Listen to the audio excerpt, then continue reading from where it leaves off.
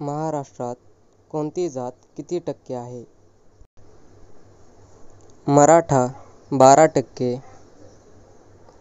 कुणबी 8%, महार 15%, धनगर 10%, मुस्लिम 9%, आदिवासी 10%, माळी 5%, ब्राह्मण 4.5%, वंजारी 6%, तेली 2%,